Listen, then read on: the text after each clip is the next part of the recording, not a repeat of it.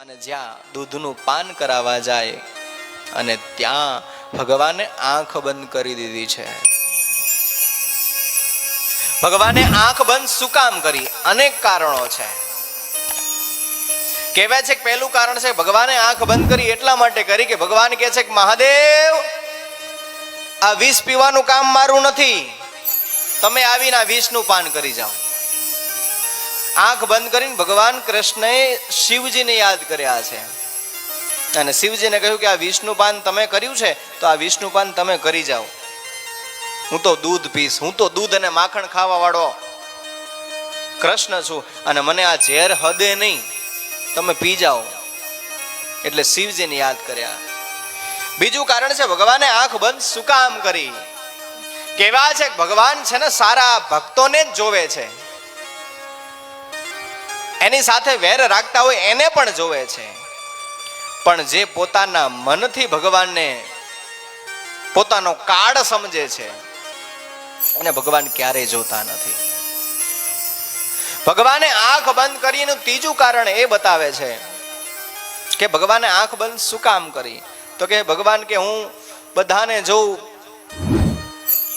અને બધા મારા સ્વરૂપને જોઈને બધા ભાવ વિભોર થઈ જાય છે, બધા મારામાં આકર્ષિત થઈ જાય છે. એટલા માટે કૃષ્ણનું નામ છે કર્ષયતિ આકર્ષયતિ કૃષ્ણ.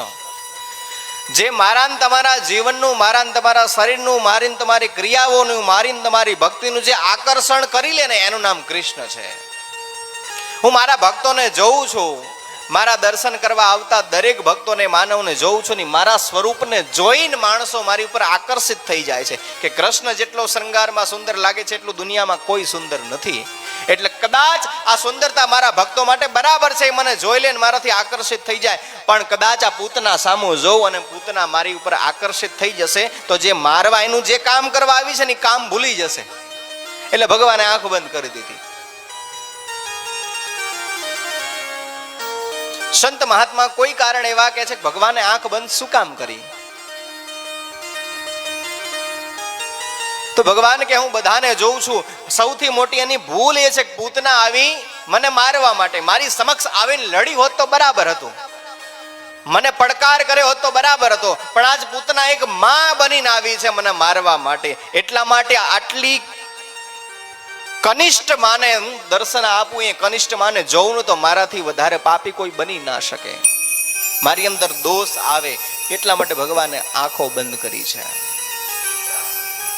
અનેક કારણો છે, પણ ભગવાને આંખ બંધ કરી સ્તનપાન કરવાની શરૂઆત કરી ત્યારે પૂતનાને સ્તનનું પયપાન કરવાની સાથે સાથે ધીરે ધીરે એના પ્રાણ ખેંચવા લાગ્યા પરમાત્મા. કૃષ્ણ ધીરે ધીરે દૂધની પાનની સાથે સાથે એના જેમ જેમ પ્રાણ ખેંચતા જાય એમ પૂતના બૂમ પાડે, કૃષ્ણ મને છોડી દે, કૃષ્ણ મને મૂકી દે, મને મૂકી દે. કૃષ્ણ મૂકવા તૈયાર નથી. અનેક વાર પ્રયાસો કરે છે. પૂતના કહે છે કૃષ્ણ મારી ભૂલ થઈ, મને તો મૂકી દે. અંતિમ વાર કહે છે, કૃષ્ણ કહે છે કે યાદ રાખ પૂતના, આજ સુધી જેને મેં પકડ્યા છે ને ક્યારે છોડતો નથી.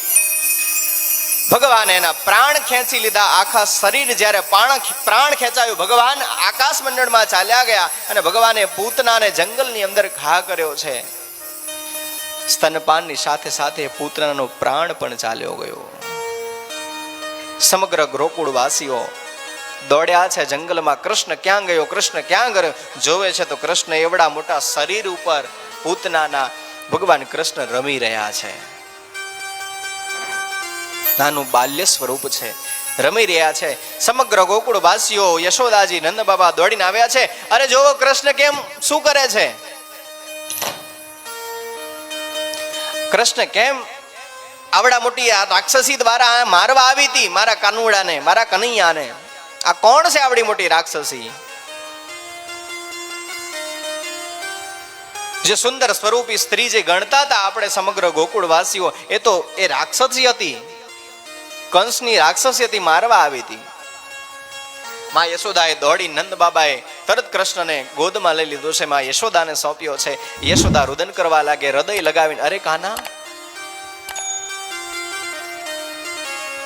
अभी लालो भयो है, अभी छोटो सो लालो है और इसे भी कंस ने मारने के लिए भेज दिया, पता नहीं मेरे लालो कब शांति से रह पाएगा।